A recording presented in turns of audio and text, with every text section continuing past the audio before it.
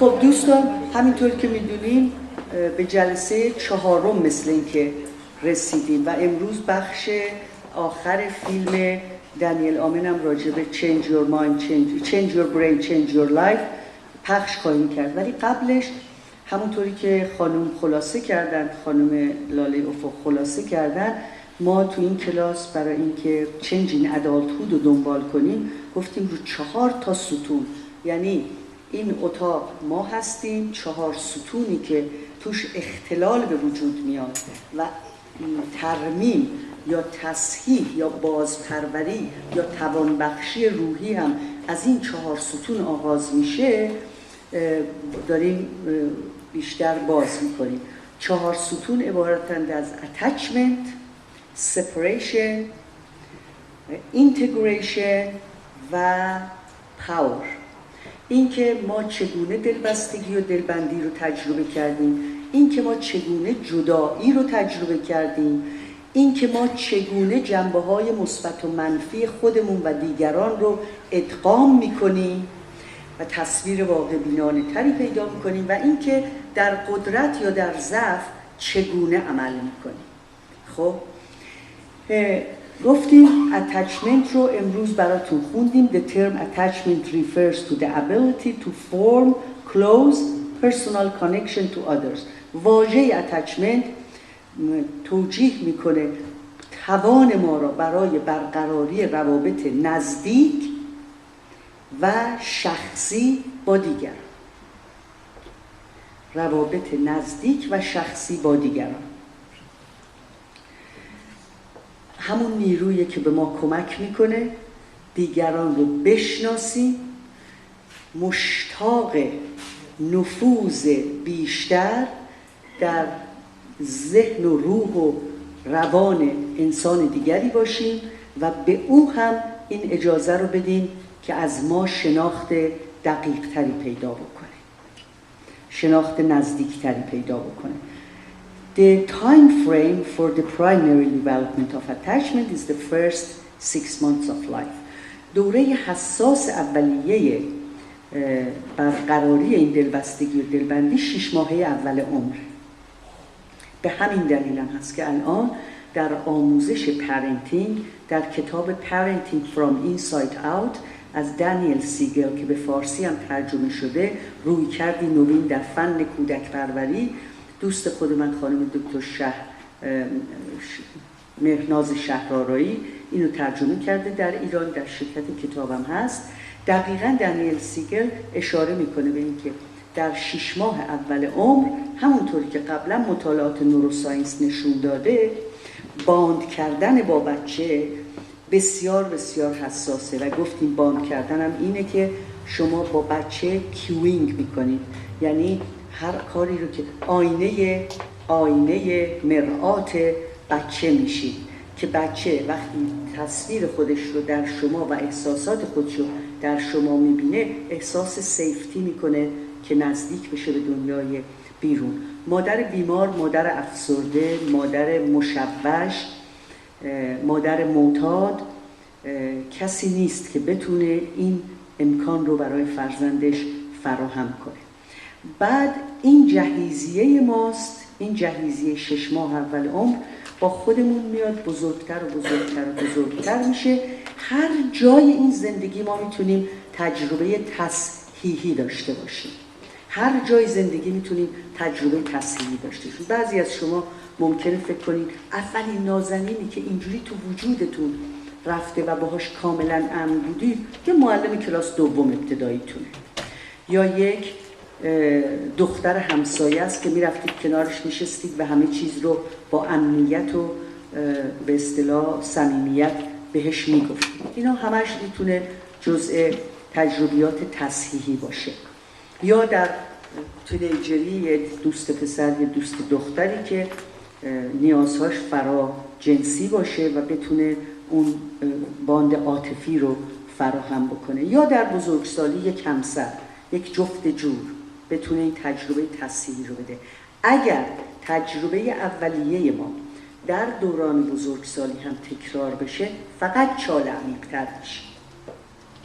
چاله که عمیق‌تر میشه یعنی چی؟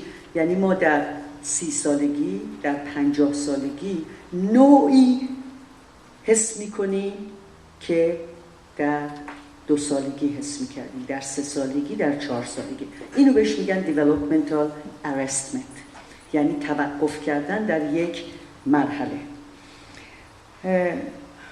حالا چرا مهم این اتچمنت؟ گفتیم یکی برای شخص خودمون مهمه، اهمیتش در اینه که فقط از طریق یک اتچمنت امن، true self یا خویشتن واقعی ما بیرون میاد، اصیل، آتنتیکه و ما خودمون هستیم و خیلی بازیای به اصطلاح این کلا رو برداریم یک کلا دیگه بذاریم، این کلا رو برداریم، نقش‌های مختلفی رو ایفا نمی‌کنیم. همتون تو زندگی به یه آدمی رسیدین، برخوردین که دیدین که ای وای چقدر کنارش آدم راحته و این آدم اون آدم اصیلیه که خودشه. بارها تو زندگیتون برگردین فکر کنین، ببینید گفتن که فلانی رو همه دوست دارن، پرسیدن چرا فلانی رو همه دوست دارن؟ گفتن که خیلی خودشه. یعنی چی؟ یعنی چی خیلی خودشه؟ حالا دیگه پارتی بازی نکنیم.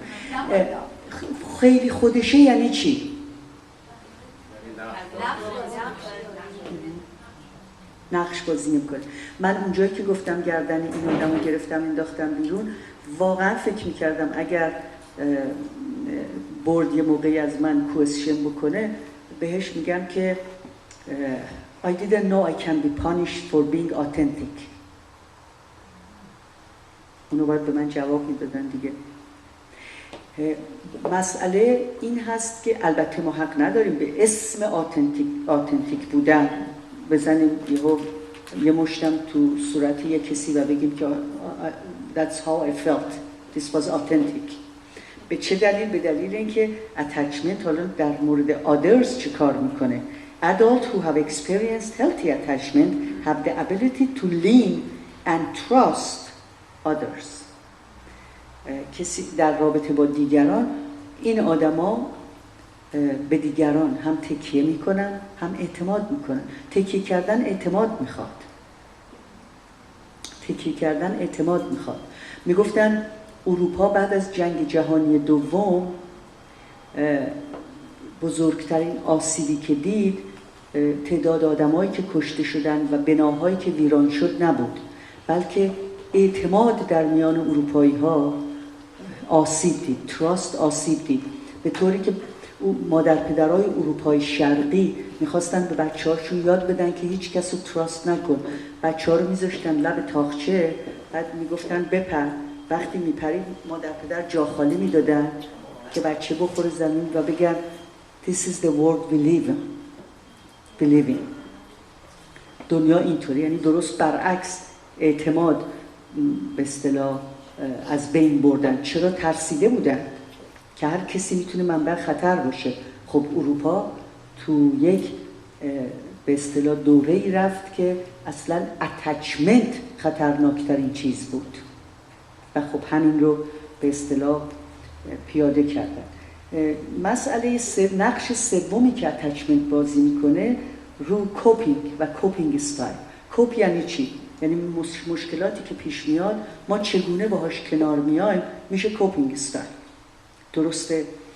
Relationships are the context for developing the ability to self-soothe by drawing upon the soothing of others.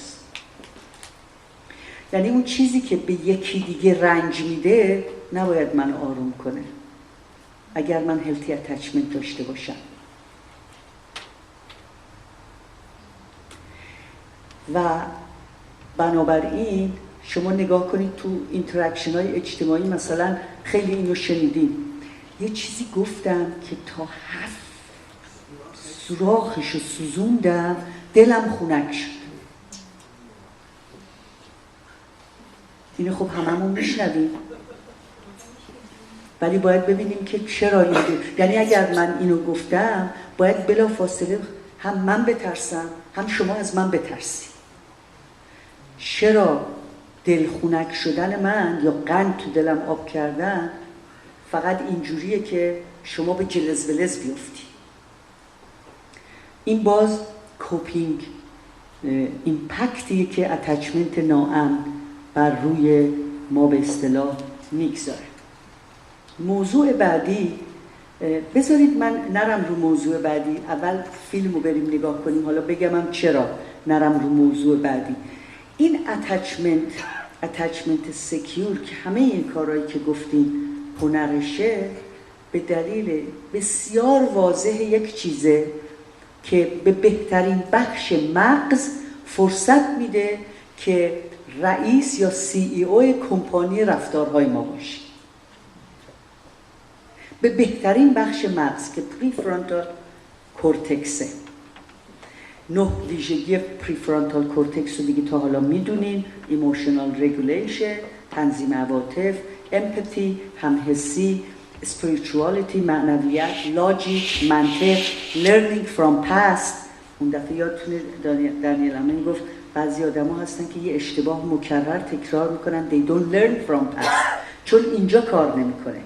حالا همینطور که اتچمنت سالم بهترین هدیه رو به ما میده، بهترین بخش مغز ما رو میکنه رئیس کمپانی رفتارامون، درست مثل که شما برای اپل یه مدیر گذاشتن، دیدین که خدا رحمتش کنه چه شکوفایی به وجود آورد.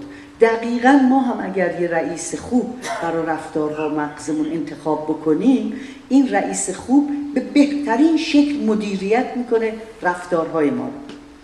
خب حالا مدیریت درست رفتارهای ما فقط وقتی اتفاق میفته که ما فرمانها و نوروپت‌ها یا شاهراهای ارتباطی مغز از پریفرانتال لوب عبور کنه. پریفرانتال کورتکس، PFC. کنتاکی چیکن نیست اون چیه؟ FC؟ آره این PFC. این قسمت کار بکنه. در غیر این صورت ما مغزمون میتونه عملکردش به قسمت‌های مختلف مغز بره. اگه بره قسمت امگدلا، مرکز اورژانس‌های رفتاری، ما اکثرا یه کارهای عجیب غریب میکنیم فوری، بعدم میشینیم پشیمون میشیم. اگر بره قسمت لیمبیک، خاستگاه عواطف که امشب میخونیم، که اون هفتم براتون یادمه خوندم که قسمت لیمبیک چه بلاها میتونه سر ما بیاره، در این حال اینکه قسمتی از مغزه که به ما حال خوش، عشق و عاشقی، دل و دلدادگی، رضامندی سکسی، اینا رو همه در اون قسمت فرم میگیره، اما اگر بد کار بکنه ما رو بیچاره میکنه. بهترین مغز اونه که همه این قسمت ها زیر کنترل پریفرانتال لوب باشه. و این مغز رو اون دفعه دیدیم از دانیل آمین چند تا چیز خراب میکنه.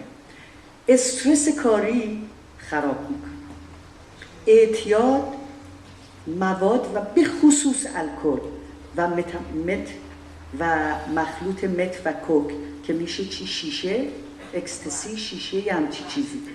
اینا الکل کینگ آف به اصطلاح ادیکشنه، سلطان اعتیادا الکله. و بعد بقیه اونا که مغز رو از بین میبره. تصاویرش رو دیدید دفعه پیش. در نتیجه پریفرانتال کورتکس کار نمیکنه، لحظه به لحظه هر مدلی که دلش میخواد ایمپالسیولی فرمان صادر میکنه. میدونی شبیه چیه؟ CEO کمپانی نیست، یه لحظه مستخدم اداره میاد یه قرارداد مینویسه میچسبونه به دیوار، یه لحظه دیگه آبدارچی میاد یه قرارداد مینویسه میچسبونه به منشی، میاد خودش کاغذ خرید امضا میکنه، نمیدونم رئیس به اصطلاح مسئول فروش واسه خودش هر چی میخواد میفروشه، انباردار انبار رو ول میکنه میره. در نتیجه هرج و مرجی تو این کمپانی وقتی پریفرانتال کورتکس کار نمیکنه، رفتارهای ما اسمش هست کیاتیک، هرج و مرجی، کیاتیک. حالا من فکر میکنم که بریم فیلم رو نگاه بکنیم، اون وقت بعد بیایم قسمت سپریشن رو هم اگر فرصت شد مطرح بکنیم، اگه چیز نشد. حالا دفعه پیش یه جمله دیگه من گفتم فقط تکرار کنم برای یادآوریتون که تو این فیلم نشون داد مشکلاتی که در عمق لیمبیک لیمبیک گفتیم خاستگاه عواطفه. یعنی یه کسی که مثلا بهش بگی، من نمیدونم شما یادتونه یا نه، یه دونه از این خواننده های خیلی مردمی، حالا من نمیدونم محبش بود، غزال بود، غزل اسمش بود، غزال بود، هرچی، خلاص یکی از این خواننده های مردمی یه شعری میخوند، میگفتش که نمیدونم رفته بودی شوهر منو دیده بودی، شوهر من چیکار میکرد؟ بعد میگفتن که رفته بود گل خریده بود بره دیدن مثلا گرفرندش. بعد میگفت وای وای چیش پریده، این دل که آتیش پریده، نمیدونم چی. بعد دوباره دفعه دوم میگفتش که رفته بودی دیده بودی شوهر من چیکار میکرد؟ میگفتش که مثلا نشسته بودن تو مانتاژ داشتن با اون خانومه مثلا درینک میخوردن، مارگریت میخوردن، چی مارگریتا میخوردن. بعد دوباره این میگفت بیشتر جیغ میزد وای وای چیش بریده، این دل که آتیش بریده. خلاصه آخر سر میگفتش که رفته بودن خرید عروسی، این دوباره خودکشی میکرد. تو تئاتر من دیده بودم تو اینو، بعد مثلا خودشو میزد و موهاشو میکند و اینا. بعد میگفت چیکار میکرد؟ بعد میگفتش که دیگه رفتن عروسی و دیگه به ماحصل که میرسیدیم بیهوش میافتاد رو زمین. لیمبیک سیستم یعنی اون قسمت خاستگاه عواطف، وقتی عاطفه رو که دوست نداره تجربه میکنه هی پریشون میشه، هی پریشونتر میشه و it can lead to psychosis، به جنون میتونه ختم بشه. خب مشکلاتی که تو عمق لیمبیک اتفاق میفته وقتی اونجا مشکل داشته باشه، این پدیده ها رو ما میبینیم. آدم مودیه، تحریک پذیره، افسرده است، افزایش چشمگیری در منفی نگری، تعبیر منفی از حوادث و افکار منفی به طور دائمی. یعنی مغز میشه تولید کننده ترسناکترین افکار، پرورش دهنده بدترین و منفیترین فکرها و مصرف کننده و خریدار افکار نابود کننده و تخریبی. بعد درک منفی از وقایع و رخدادها، اختلال تو لیمبیکه.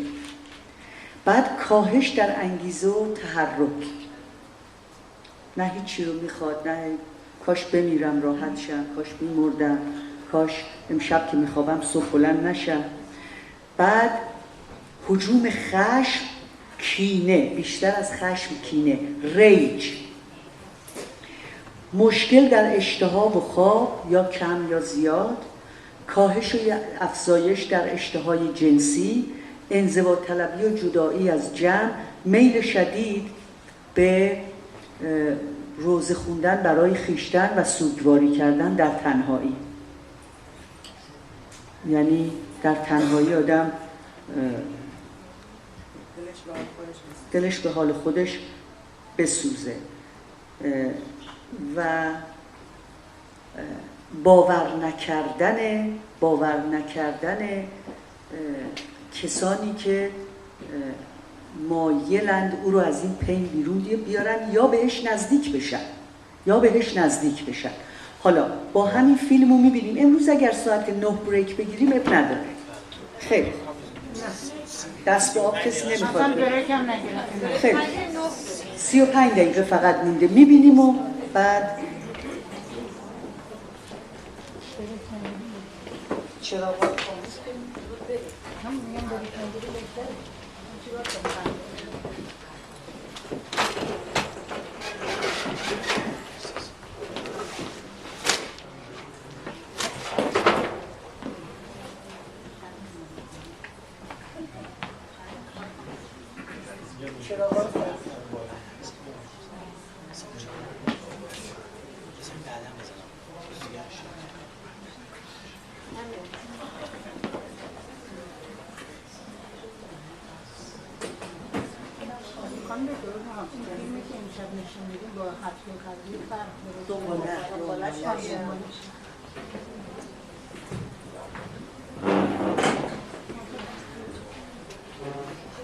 called the limbic system. It's your emotional brain, and it's critical to human survival because it is our emotions that drive us to love and to work.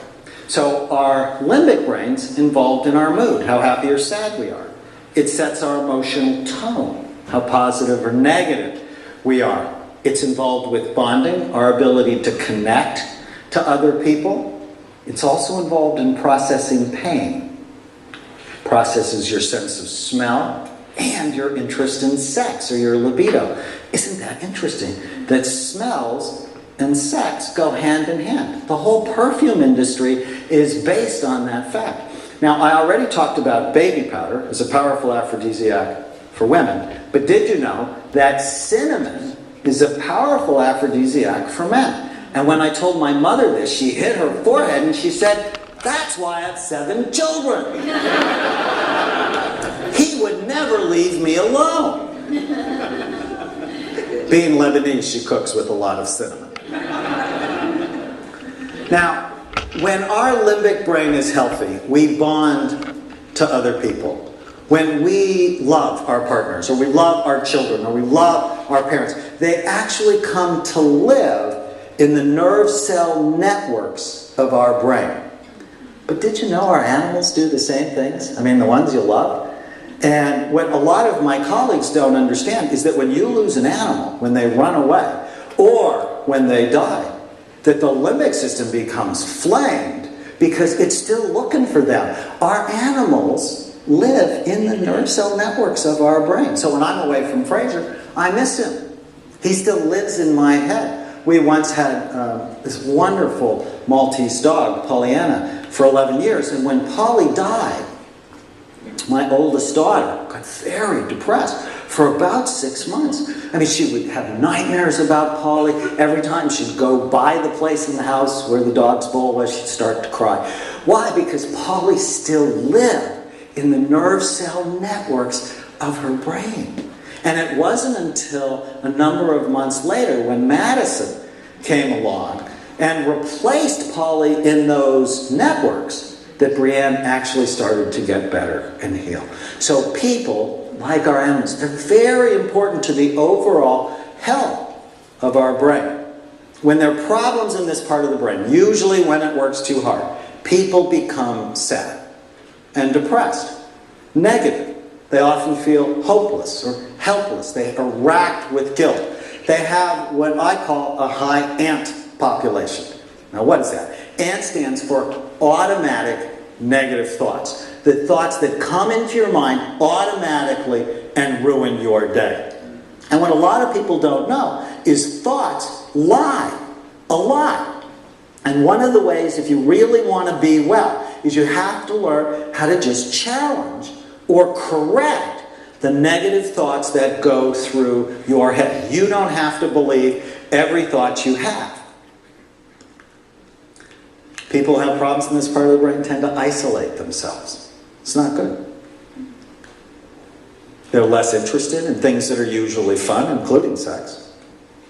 And they have a lot of pain. And it's so interesting that people with pain syndromes often have depression, and treating their depression often helps their pain.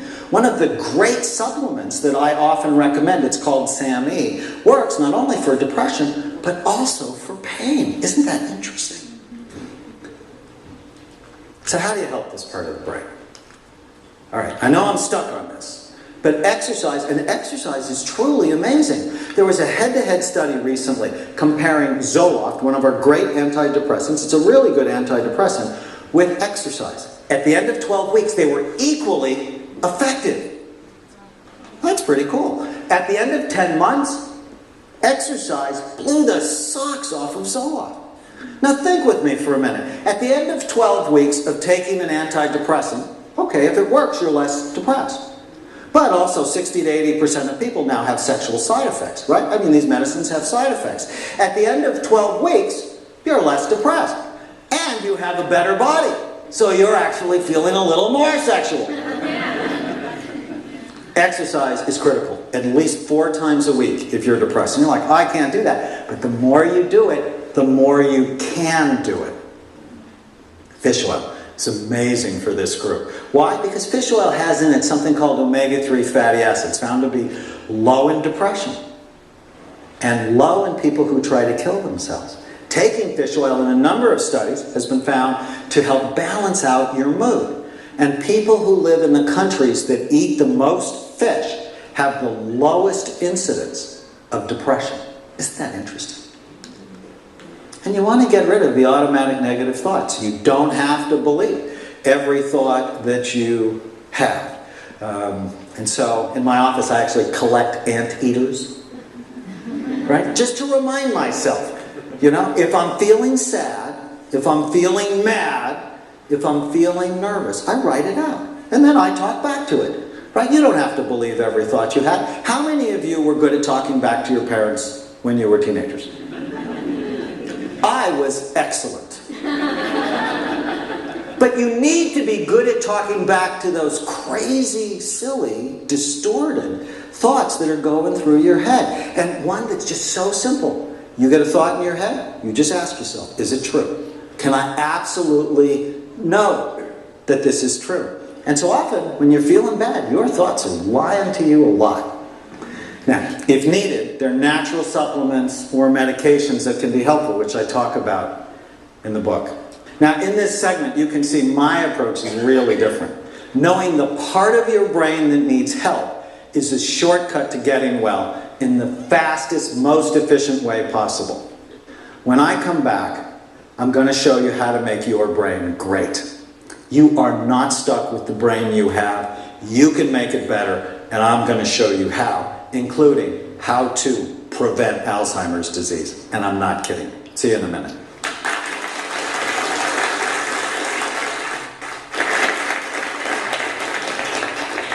Welcome back. So has anyone developed brain envy yet? Anybody want to have a better brain? Well, let me tell you a story about a man who came to our clinics to get scanned just to support his wife. So they came from the East Coast to California, and his wife suffered with a panic disorder. And so she was really in trouble and needed help. And he just thought, well, I'll just get scanned to support her.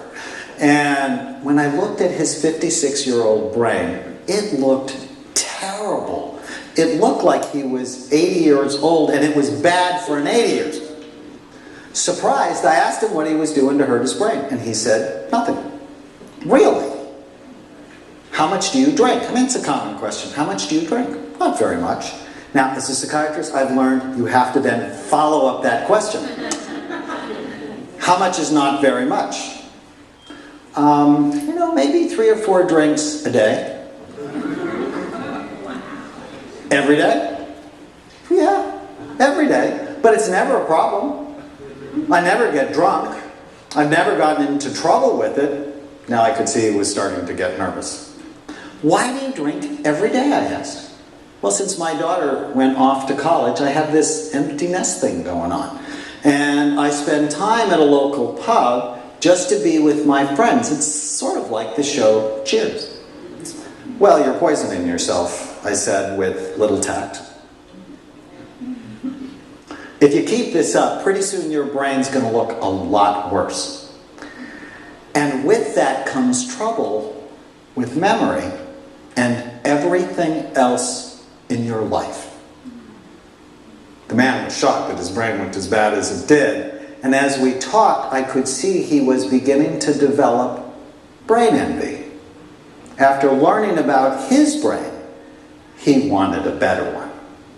And so I gave him a very specific program that included stopping alcohol. For him, no alcohol is okay because he's already dealing with a struggling brain. With physical exercise, mental exercise, he actually decided to pick up the piano, vitamins, and fish oil. 4 months later, he wrote me saying he felt like mentally he was 30 years younger. His energy was better, his memory was better, he felt smarter and more articulate.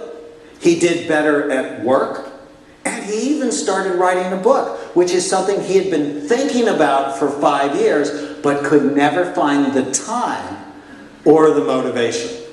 You too can have a better brain. You can have a younger brain, because with a healthier brain comes a healthier life. and you can have a better brain even if you've not been very nice to your brain. In this last segment, I'm going to give you 5 prescriptions to make your brain great. We are going to talk about protecting your brain, feeding your brain, working your brain, exercising your brain, and preventing Alzheimer's disease. So let's start. Protecting your brain. Head injuries matter. They can ruin your whole life. So wear your seatbelt. Drive in safe vehicles. Wear helmets that fit. Golf is good. Tennis, terrific. Table tennis is the world's best sport, which we'll see. Head injuries matter. Protect your head. Avoid toxic substances. Alcohol, drugs, nicotine, too much caffeine, toxic fumes, and many medications, especially pain medicines and anti-anxiety medicines, are not very good for your brain. And make sure that you get enough sleep. Remember, less than 6 hours a night is associated with decreased blood flow to your brain. And anything that decreases blood flow to your brain prematurely ages your brain. You want to feed your brain right. I call this eat right to think right. You are what you eat. Literally. Your brain makes itself new every couple of months. A healthy diet is essential to healthy brain function.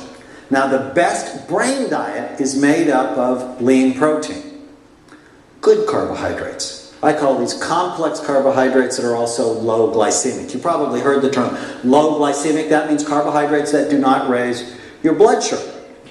So think green leafy vegetables or vegetables in general and decrease bad fat, like trans fats.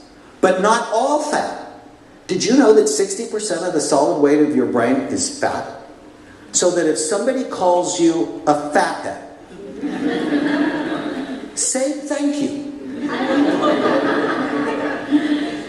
So you need healthy fat in your diet, especially omega-3 fatty acids, because all the 100 billion brain cells that you have, their cell lining is made up of long-chain fatty acids. And you get them through fish, such as salmon and tuna, avocados, and walnuts. And water is also critical to your brain. Remember, the brain is 80% water. Anything that dehydrates you is bad for it. And you want to make sure that you're drinking plenty of water throughout the day. So what are some brain healthy foods? I put together a list for you of 12 of my favorite. And the first one's avocados. Why? Because of the omega-3 fatty acids. But this does not mean you can have a ton of guacamole. Because avocados also are fairly calorie dense, right? And obesity doubles your risk for Alzheimer's disease. Obesity is bad for you. Okay, but a little bit of avocado is great for you, as are blueberries. In fact, I call these brain berries because they're loaded with antioxidants and they have fiber. Broccoli, because it has folate, very important vitamin for your brain. Green tea. Now, decaffeinated green tea is better, but green tea is amazing because in it, it has a substance called theanine. And theanine helps you relax and helps you concentrate at the same time. So it's sort of like the perfect supplement. And people that drink green tea on a regular basis have a lower incidence of Alzheimer's disease. Oatmeal, because it helps balance your blood sugar. Oranges for vitamin C. Red bell peppers. Did you know red bell peppers have 3 times the level of vitamin C as green bell peppers? Salmon for omega-3 fatty acids and great protein. Spinach for B vitamins and helps balance your system. Tuna, turkey, and walnuts. Did you know that walnuts have 3 times the level of omega-3 fatty acids as almonds? But this does not mean double fudge chocolate chip cookies with walnuts. I tell my patients, eat from the rainbow.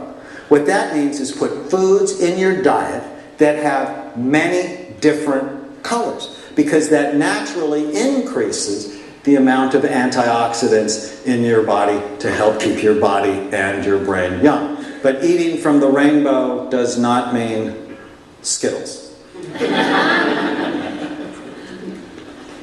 I also recommend to my patients that they take 100% multiple vitamin every day. Why?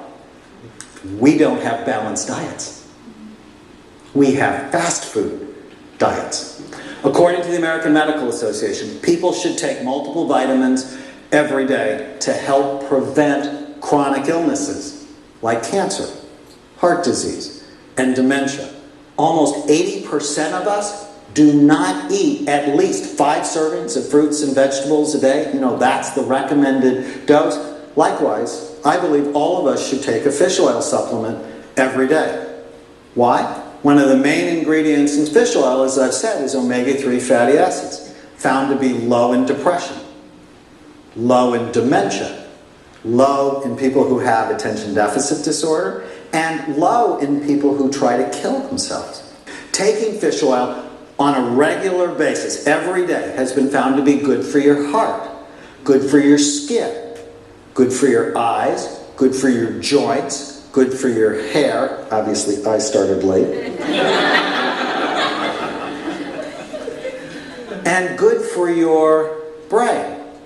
I think all of us, as a baseline, should take between 1 to 2 grams a day of high-quality fish oil. Of course, you should talk to your doctor. And if you're a vegetarian and you don't want to take fish oil, you can take flaxseed oil. Now, the next thing to do is work your brain. Why? Because new learning is essential to keeping your brain young. Whenever you learn something new, your brain actually makes a physical new connection. When you stop learning, your brain actually starts to disconnect itself. Now, for this strategy to be effective, you need to learn things that are new and different for you. So, for example, if you're a gourmet chef and you learn a new recipe, well, that's not good for you. Why? Because you already know how to cook. That's like second nature or a piece of cake. But learning a language, or learning about a new country, or learning to play the piano can be just ever so helpful, and it doesn't take much time. 15 minutes a day. That's all it takes. Change your exercise, change your brain. Exercise is literally the fountain of youth. People who exercise on a regular basis have better cognitive abilities. They think better, their concentration's better, and their memory's better. Exercise boosts blood flow to the brain. Exercise also boosts growth factors in the brain that help you grow new neurons. What? I thought we were born with all the brain cells that we would ever have. Wrong! About 10 years ago, they discovered that the brain continues to make new neurons throughout life. How exciting is that? So you can actually encourage new brain cell growth just by exercising. Now, the best exercises for your brain are both aerobic, where you get your heart rate up, that's boosting blood flow to your brain, and coordination exercises, right? So just being on the treadmill, there's not much coordination with that. That's not necessarily good for your brain. But something like dancing, especially where you're learning new steps, now that is great for your brain. Unless, of course, you're drinking while you're dancing. The next great brain exercise, and I'm not kidding, is table tennis. Because you have to get your eyes, your hands, and your feet all to work together at the same time while you're thinking about the spins on the ball. There's this fascinating study from Japan where they actually scan people before and after playing table tennis for 10 minutes. And what they found is their cerebellum worked better and their prefrontal cortex, remember that? The most human, thoughtful part of your brain, also worked better. Table tennis is great for your brain. So more table tennis, less football. And boxing. Do you think boxing is a good brain sport? Say bad brain sport. Come on, let's be thoughtful about this. All right, who among you wants to live to 85 or beyond? Okay, you want to pay attention now. Why? Because 50% of people who live to 85 will be diagnosed with Alzheimer's disease. Wow. Well, that means you need to pay attention, and you are at risk for Alzheimer's disease.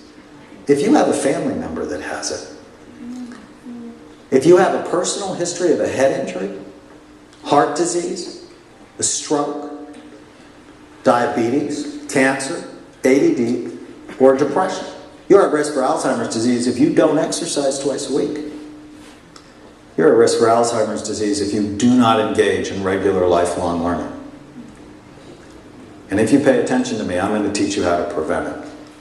With these strategies that I'm going to talk about, you can delay the onset of Alzheimer's disease by 6 years or more. But you need to make these interventions part of your life now. So what I'm going to do now is I'm going to talk to you about each of the risk factors for Alzheimer's disease. Okay, so the first risk factor is genetics. You have it in your family, and there's certain genes that increase your risk for Alzheimer's disease. So if you have a genetic risk, how do you decrease that risk? Well, you can't get different parents. So what that means is you have to take prevention seriously, as early as possible. The next risk is a brain injury. If you've had a brain injury, you have a higher risk, especially if you have Alzheimer's disease in your family. Now, how do you prevent getting a brain injury? Wear your seatbelt. Drive a safe vehicle. Wear helmets that fit. Don't play with your brain. And if you had a head injury, know that you're at a higher risk and you have to take prevention seriously. If you drink too much alcohol, you now have a higher risk for Alzheimer's disease. How do you decrease or eliminate this risk?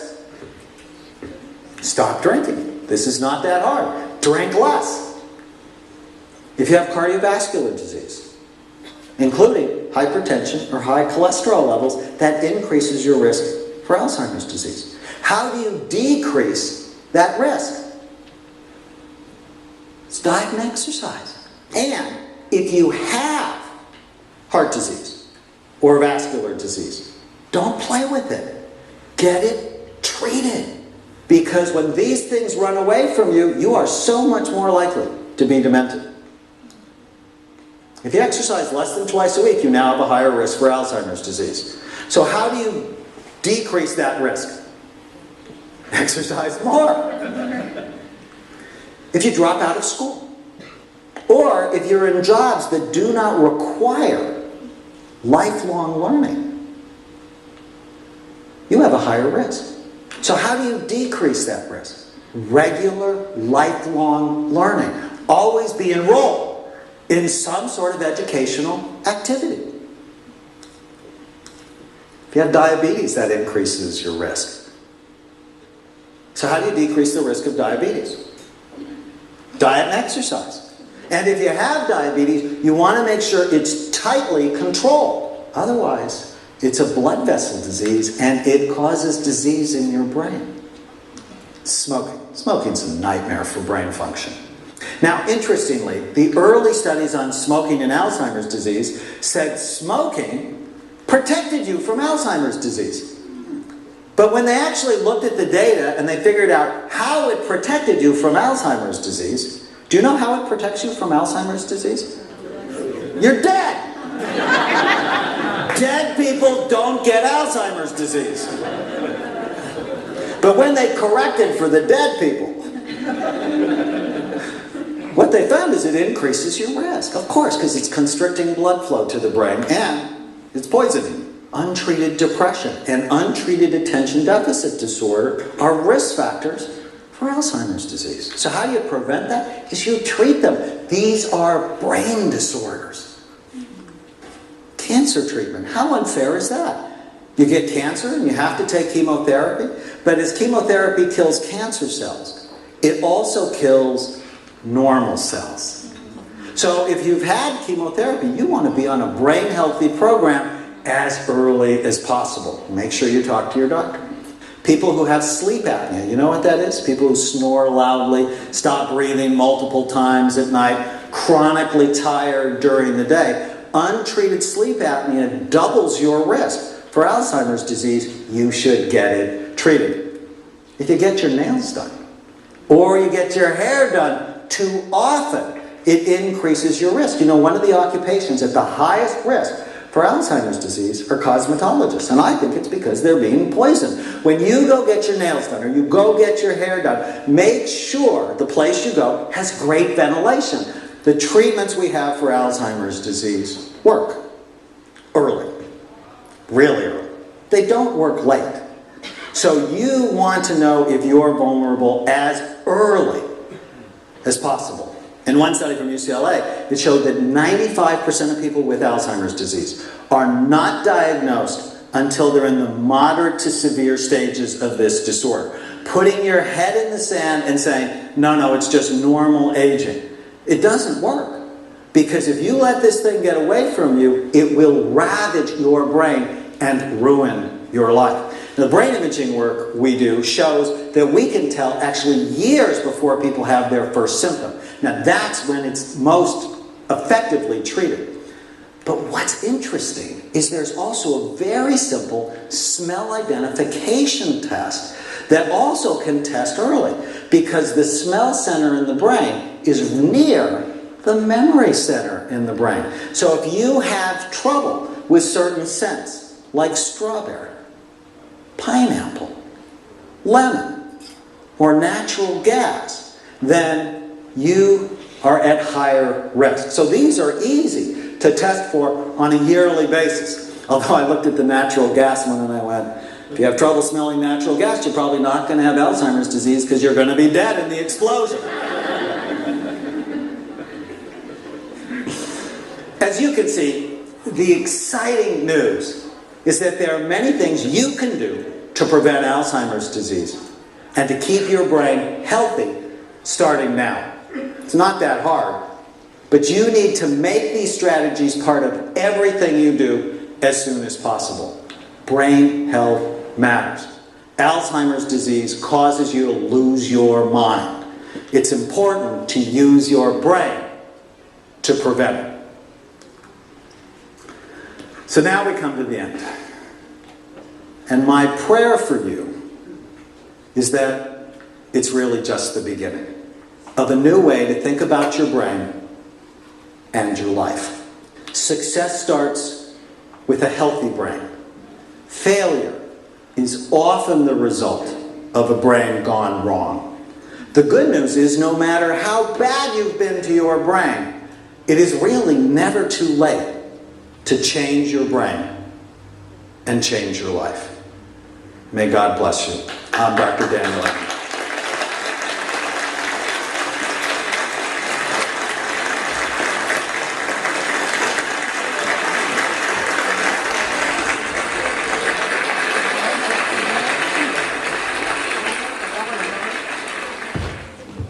من فکر میکنم که یه رو بریک رو بگیریم، سر 9 برگردیم و تو قسمت لیمبیک یه مقدار زیادی گفتنی داریم که با هم انجام بدیم.